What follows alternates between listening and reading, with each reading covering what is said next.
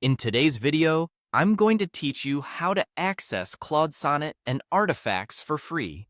We'll walk through a simple, reliable path that works on any computer with a modern browser, and I'll share a few tips along the way so you know exactly what you're looking at once you get there.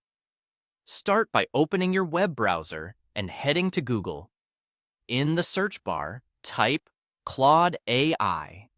This is the quickest way to land on the official site without memorizing links.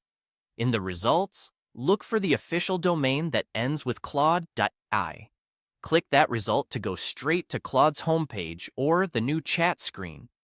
Once you're on the Claude site, you should see the chat interface. Here's some context before you click around. Claude Sonnet is a balanced, general-purpose model that's commonly available on the free tier. If you're on the standard chat page, you can typically start using Sonnet right away by simply asking your question in the message box.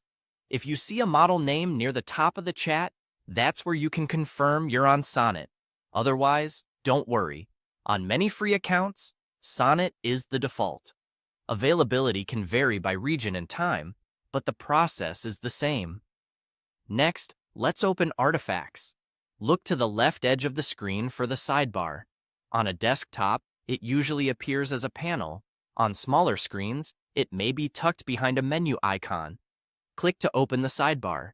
In that sidebar, find the Artifacts option and click it. Artifacts are interactive outputs that Claude can generate.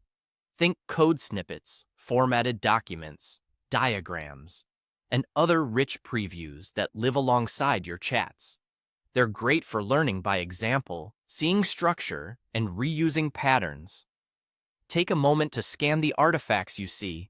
You'll typically find a list or grid with titles and short descriptions.